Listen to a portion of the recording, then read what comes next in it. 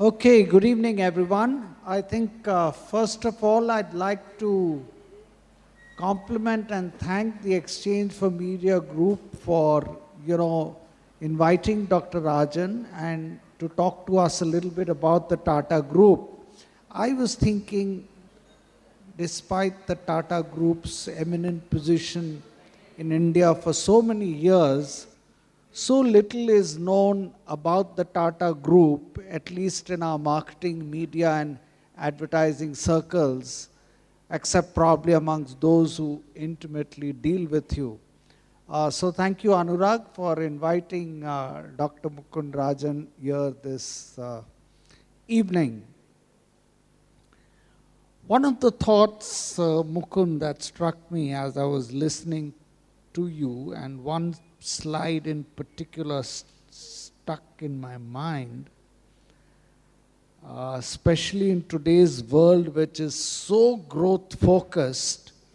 Till I saw that slide, I never thought of Tata's as a very aggressive, fast growing company of today's world. I think there is a six-fold increase in turnover over a short period of a decade. That is indeed, I think, quite spectacular and unparalleled. So what my mind goes back to is, what do you think the group thought of or did 10 years ago before this phenomenal growth? I mean, did you lay down certain strategies? Did you put down some pillars, what you will do, what you will not do? Did all this happen by accident, or a bit by accident, a bit by design? Maybe you could tell us a little bit more so that we could learn from it. Sure, Sam. I think the 1990s, and particularly the second half of the 1990s, were in some ways a decade of preparation.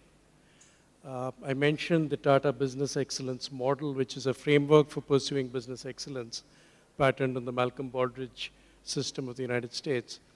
And I think that focused a lot of our companies on the importance of benchmarking with global best practices and with global peers.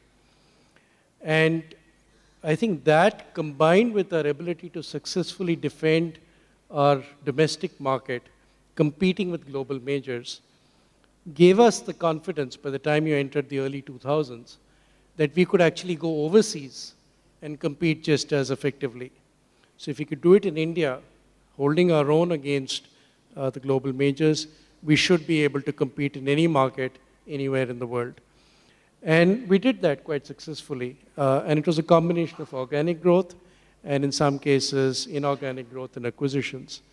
But you needed to have the courage of conviction and the confidence that you could succeed in this. And I think a lot of that came from our chairman at that time, Mr. Ratan Tata, who I think had a very good sense of what was happening in markets around the world and what we needed to do in the Tata Group in India to be able to lift our performance and be able to compete with the best in the world. So I think it's a combination of putting in place the right processes and systems to measure where you've got to as a competitive entity, and then having the courage to test yourself by going to markets outside. And for that, you needed visionary leadership that would push you to do exactly that. So, I mean, if I may say so, you've set yourself up after this blistering growth. How do you hope to sort of maintain this blistering growth? Are there any do's and don'ts going forward? Are there some things like, you will not do this category, you will focus on these categories, on these continents to achieve your vision of top 25 in the globe? So that's the biggest challenge ahead of us. I think we're all very nervous about our ability to maintain that same dramatic pace of growth. But we think we have the capability, the talent, the managerial acumen. And because we've now become quite global already, close to 70% of our turnover is generated outside of India. We have many corporations, many fine managers in markets all across the world. We think now we are well positioned to take it to yet another level. I think we will keep an eye open for opportunity in the form of acquisitions, but also a lot of organic growth that is taking place. If you look at some of our principal businesses, be it automotive, be it steel, be it IT, I think we're already at a significant scale. And it's not going to be that difficult, I think, in the future trying to layer on top of that. It's much harder when you're a very small enterprise and then you have very, very large ambitions. But now we have multi-billion-dollar corporations that should be, it should be a little easier for us to grow. You know, I think this is widely known, and your table said that Brand Finance rates you as the most valuable global brand by far, Indian global brand by far. But I dare say, I think India's reputation or India's performance, in the global market, as far as global brands go, has not been too impressive, if I may say so. There are very few global Indian brands. And I think that's a bit of a shame for a marketing, advertising, media community like this one that we are amidst. So, what do you think we do wrong? What do you think we don't do? I mean, do you have any piece of advice or lessons for the Indian government as to what they can do to encourage us, or to India Incorporated as to what they should do so that to prepare the ground so that at least 25 years later we'll have 5 global brands like the Tata Group? Yeah, I think that's a great question. A lot has changed, I think, in the last 20 years, even in India. There was a time which I think we all remember well, when big business was in fact looked down upon, when profit making was not a very good word, when India was really enthralled to socialism. So I think we've at least made a significant departure from that past to a time today when there is much greater appreciation and recognition for what business can do, for the jobs that can be created, for the incomes that can be created, and for the talent that can be energized and unleashed. We're seeing that, for instance, with all that's happening with e-commerce. You have 20-somethings who are suddenly coming into tremendous fortunes on the back of very interesting ideas, and that's being recognized by global players, be it venture capital, private equity, and so on. So I think India's time is coming. And a lot has changed in the last 20 years that is now making this possible. But we've still got a ways to go. As you said, we need to see many more global brands coming out of India. And I think both for the government and for corporate India, I think a few more things still need to change. As far as the government is concerned, I think there is still some vestiges of the socialist thinking that, if somebody's performing very well and growing very fast, then you need to find ways to clip their wings, that rules and regulations are to be put in place to hold you back a little bit. And government must always control, whether it be at the central or the state or the municipal level, what is going on in the market and the economy. I think that thinking has to change. I think the spirit of entrepreneurship in this country, which is already being released in sectors like IT, has to be released in all the sectors we play in, be it infrastructure, auto, energy, you name it. So I think there has to be a mindset change that moves away from control and that gives much greater autonomy and freedom of enterprise to corporates in this country. But that's coming. I think it's happening. It's happening in individual states. There is some amount of competition that's beginning to happen between states to see who can attract more investment on the strength of business-friendly policies. So I think it'll take time, but it's beginning to change. For corporates, I think a few things that I mentioned about what we went through in the 1990s. You can't just decide that you will go out and become a global brand and become a global major. You have to be accepted. And to be accepted, you have to have certain capabilities. First and foremost, you need to have the quality in place. And I think far too often, even in current times, we've seen corporates that have dropped the ball on that. You have to have global quality in your products and services. There can be no compromise on that. So you need to invest in creating that quality. Then you need to invest in research and development. I think India's spending on R&D is still less than 1% of an economy. And that's much less than what some of the best markets in the world and some of the best corporates in the world are spending. Even the Tata Group spends a little over 2% of its turnover on R&D. But some of our global peers would be spending 6, 7, 8, 9, 10% even. So I think those spends have to go up if you have to earn the right to impress and wow audiences across the world with what you have to offer. Then when you go into markets, I think you have to go in with a strong understanding of what is there, who are the people you're trying to interact with and deal with. And I remember a famous comment Mr. Tata once made when we acquired Daewoo's commercial vehicle business in Korea. We didn't sort of change the entire senior management team and replace it with Indians from India. We kept the original Korean management. We sent in a couple of finance people from the Indian side, mostly to ensure that the accounts were really matched with Indian accounting standards. But we were very clear, and Mr. Tata said, in Korea, we will be a Korean company. And I think that requires a little bit of a mindset in the Indian manager, that when you go overseas, don't try and manage as an Indian manager, try and manage as a local from that market.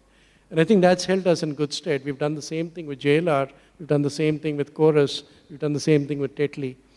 So I think when you go into markets, go in with an understanding of the community you're going to be engaging with, try and insert yourself into the culture, the local fabric, and then you perhaps get a much better sense of what it would take for you to succeed in those markets. You know, when I think of the Tata Group, the picture that comes to my mind is that of an extremely respected, trustworthy brand. And the picture doesn't come in my mind of a very aggressive, sharp-shooting marketer that is, aggressively growing. And perhaps maybe that is because I have kind of seen or known to believe that, you don't spend too much money on advertising, on talking about yourself. For a $108 billion group, I think if all other $108 billion groups spent the money that the Tata spent in advertising, then I think we'll all be out of business. So, of course, I'm glad to see that you're now, you said, embarking on a global advertising campaign. So in hindsight, would you say that you have not fully used the levers that advertising can provide for business growth? Or do you think, no, that was the right thing to do? So, couple of comments that I would have. First of all, what we spend on CSR, which, by the way, before the New Companies Act made it a requirement that you must spend 2% of your net profit. We were doing that before that. So that's around the amount that we were spending on CSR, a little higher than 2%. Yeah. But what it has done for us, I think, is embedded the Tata brand so strongly in, I hesitate to use those words, but perhaps the soul of India.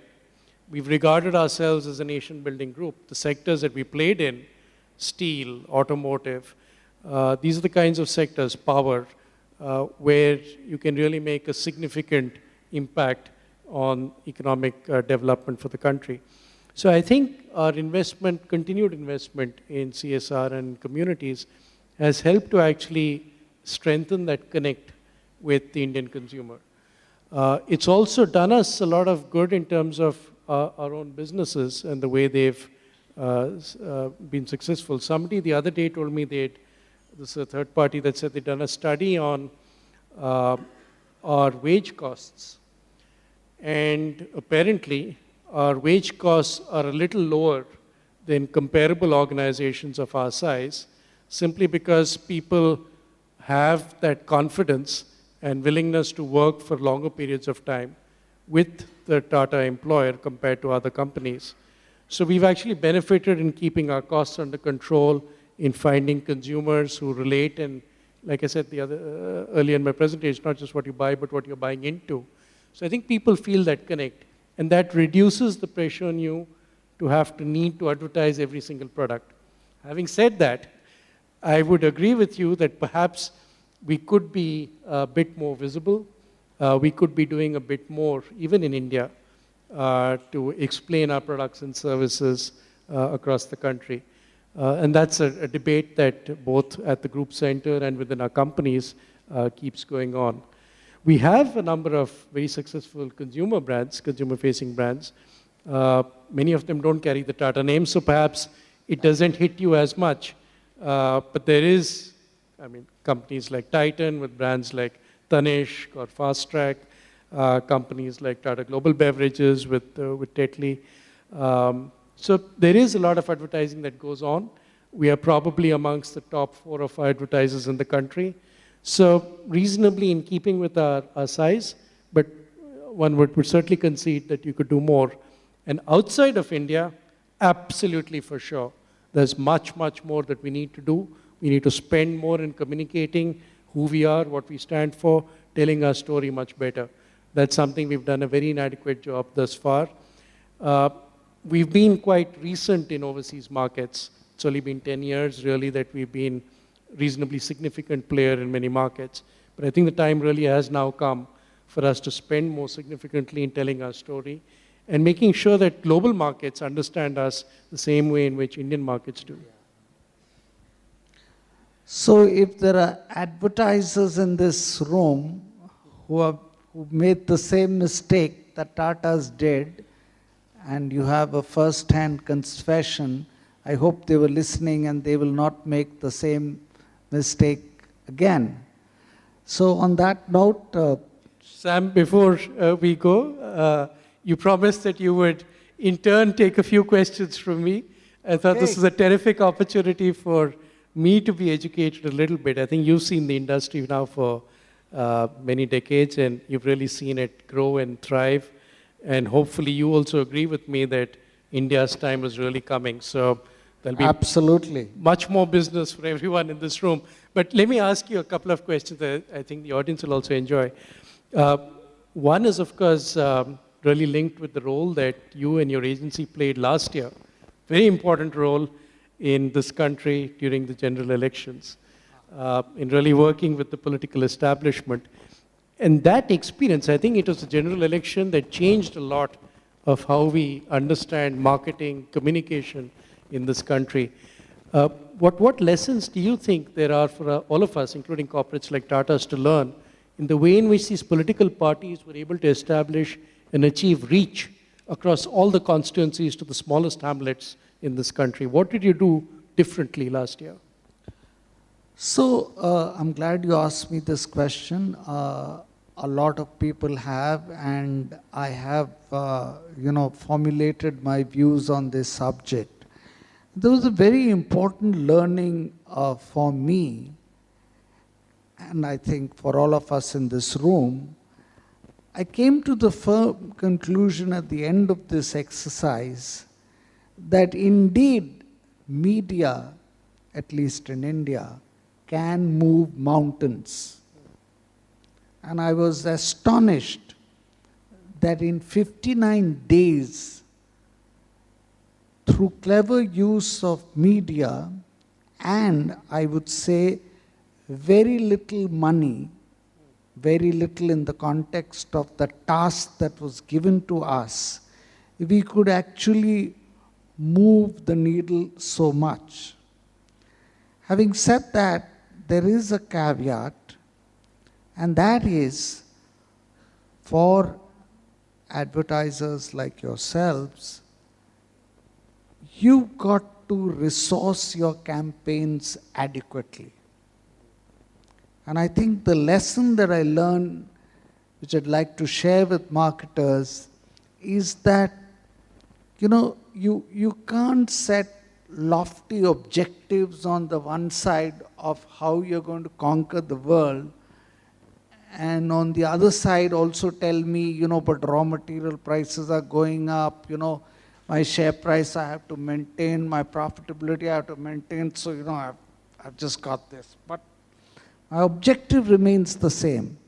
So my first and very important learning is that yes, indeed, media and advertising can move mountains, and it can achieve a lot more than what advertisers, marketers, and India Incorporated is willing to give it credit for, but you need to resource those plans adequately.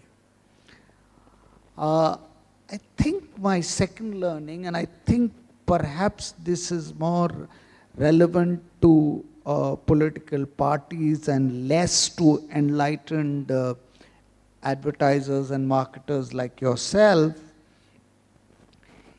is possibly that it is sometimes a mistake to believe that the client or the advertiser knows his product the best and is capable of writing a perfect brief that has full understanding of what the product is and what the market is.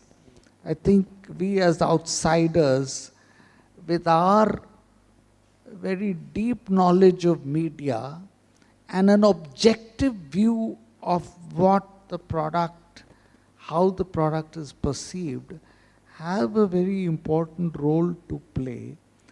And it would serve the purpose of advertisers well if they would bow to a third-party opinion in this respect. So I would say these are two very macro-level learnings that I had at the end of this rather interesting campaign that we were involved in. Yeah, the election that changed India, perhaps.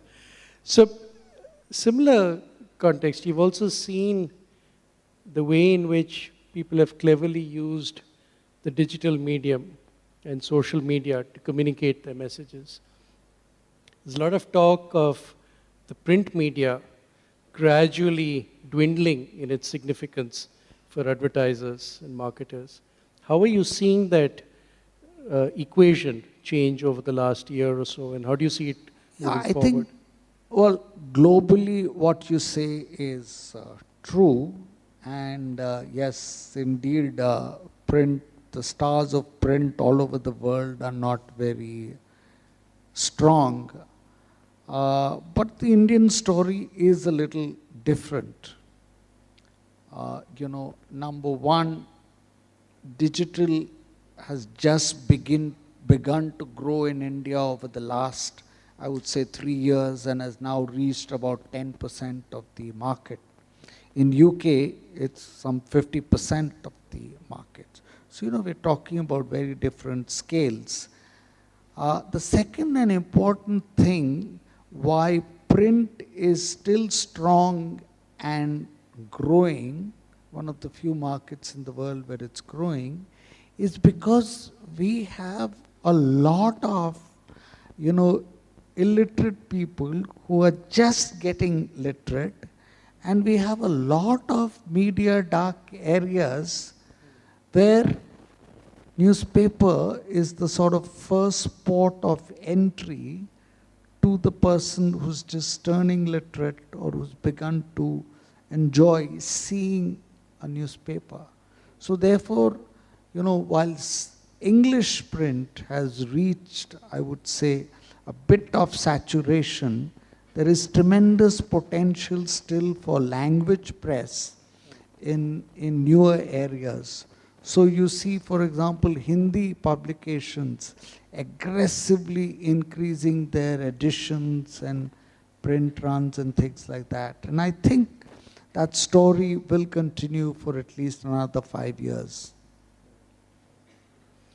And you asked me a lot about how one takes the Tata Group or corporate India global.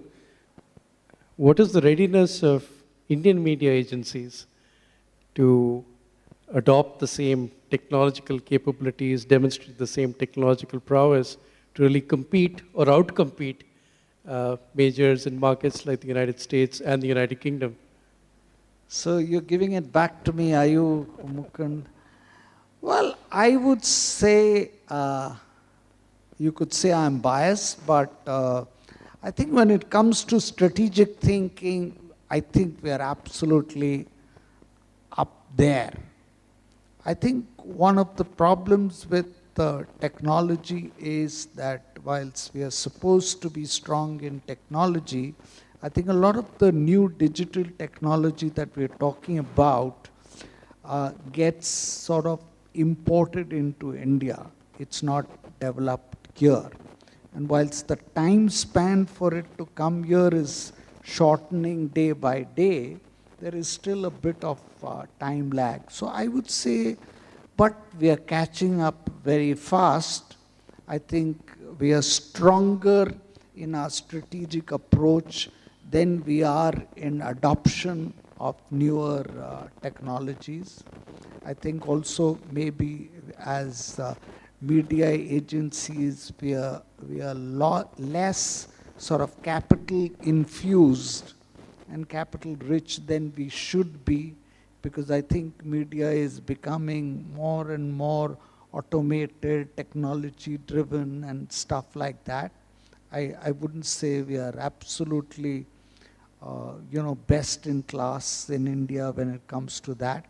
But having said that, I'd also say we're not too far away, and perhaps we're a little ahead of even some of the other economies which otherwise are considered far more developed than Singapore, than India.